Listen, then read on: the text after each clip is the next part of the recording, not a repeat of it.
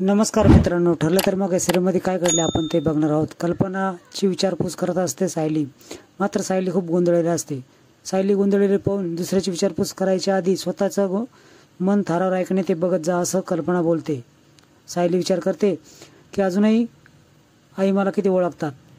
चैतन्य अर्जुनची काळजी करत असतो. पॅनिक होऊ नको असं बोलतो व ते 10 वाजूस तर काही करून त्या विचारायला कोर्टामध्ये दाखल करावं लागल, हजर करावं लागल असं तो बोलतो. अश्विन डायरेक्ट किल्लेदारांच्या घरी येतो. प्रतिमाला विचारतो, तन्वी कशी आहे? तिने माझा कॉल उचलला नाही. प्रतिमा बोलते ती तर व्यवस्थित आहे. हे बोलणं तन्वी ऐकते. प्रतिमा बोलते ती व्यवस्थित असली तरी ती सध्या तिच्या रूममध्ये आहे, तू जा असं ती बोलते. अश्विन तिच्या रूममध्ये येतो. ती लगेच डोळ्याला पाणी लावून नाटक करते. तन्वीचे नाटकं चालूच असतात. अश्विन बोलतो, दादाचं आता लग्न झालं आहे, तेच तेच तू काय विचार करत बसतेस? साथ कोणी देणार नाही असं तन्वी बोलून खोटं खोटं रडू लागते. माझ्या नशिबात तर कोणीच नाहीये. मी किती हिंड देते तरी या मूर्खाला का कळत नाही असं ते विचार करते. पुढचं बोलायला लागणार त्याच वेळेस प्रतिमा तिथे येते कॉफी घेऊन. तन्वी लगेच खूप चिडते आणि अर्धा मेंदू हा मध्येच टपाकलाच असं बोलते. निघायला लागतो. मात्र तिचा रडवलेला चेहरा पाहून प्रतिमाला तिच्यावर संशय येतो. सायली फोन घेऊन दरवाजामध्ये उभी असते. कल्पना आणि प्रताप सायलीकडे बघून विचार करत असतात. खूप गोंधळले दिसते, काय झालं असेल का? सायली मात्र दरवाजाच्या दिशेने येरचाऱ्या मारत असते. प्रतिमा आणि अश्विन बोलत असतात. प्रतिमा बोलते की ती खूप येड्यासारखी करत आहे, हातातली वस्तू फेकून देत आहे, सारखी विचार करत असते. त्याच वेळेस तिचे मन खूप दुखावलं आहे असं अश्विन बोलतो. पण सगळे मिळून तिची काळजी घेऊयात असं म्हणून अश्विन तिथून निघून जातो. अर्जुन आणि चैतन्याचे मोबाईल स्विच ऑफ होतात. गाडीत चार्जर देखील नसतो. तन्वी रविराजला सर्व सांगते. प्रतिमाचा तिला सपोर्ट आहे असं सांगते. व्हिडिओ कॉलवरती सारखी ते सायली संग बोलत असते. वाटलं तर त्याच्या मांडीवर डोकं ठेवून आज पडावं म्हणून. तर मी आज कुठं कमी पडले असं तन्वी बोलते. आणि हे कधी घडलं असं रविराज देखील विचारतो. ती सतत त्या सायलीशी का बोलत असते असं तन्वी बोलते. उद्या आपल्याला कोर्टामध्ये जायचं आहे असं म्हणून तो तिला झोपायला सांगतो. इकडे सायली सारखे फोन लावत असते पण फोन लागत नाही.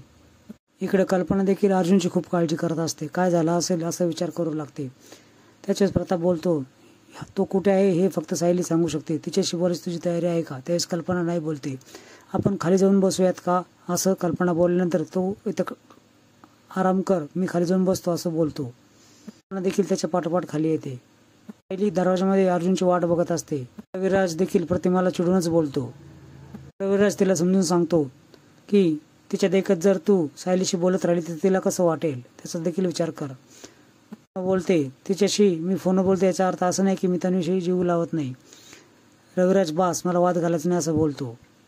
रविराज पुढे बोलतो, माझ्या मुलीचा जो विचार करत नाही, जो तिला त्रास देईल, मी त्याचा विचार करत नाही. प्रताप डायरेक्टली सायलीला विचारतो, अर्जुन आला नाही का अजून? त्याच्याच नाही ना बाबा असं ती बोलते. काळजी करू नका, चैतन्य भाऊजी आहेत त्यांच्या बरोबर असं ती कल्पनाला उत्तर देते. 1 वाजले तरी अर्जुन आणि चैतन्य त्या अथर्वला शोधतच असतात. रविराज डायनिंग हॉलवर येतो आणि बघतो तर दोन्ही ताट झाकलेले तसेच असतात. याचा अर्थ प्रतिमा देखील जेवली नाही असं तो विचार करतो. प्रतिमाला तो घरात बघतो, तो घरात कुठत नसते. त्याला असं वाटतं की ती बाहेर कुठं निघून गेली की काय. तो बाहेरून बघतो तर ती झोक्यावर बसलेली असते. माझं चुकलं, मी खूप ओरडलो असं तो बोलतो. पुन्हा तुला गमवायचं नाही असं रविराज बोलतो.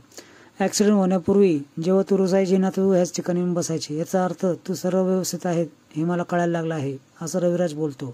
ती आवडती जागा आहे, तुला खूप इथं बसल्यावर शांत वाटायचं. स्मृती परत येईल असं वाटतंय. त्याचेच प्रतिमा बोलते, स्मृती येईल की पुन्हा जाईल हे मला माहीत नाही असं बोलते. इकडे सायली अर्जुनची वाट बघत असते. देवी सकाळी प्रार्थना करते, माझी भक्ती जर खरी असेल ना तर अर्जुन यांना यश येईल असं ती बोलते.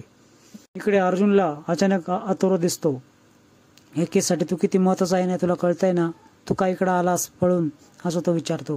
तुझ्यामुळे एक निर्दोष माणूस शिक्षेपासून वाचू शकतो हे तुला कळत का नाहीये?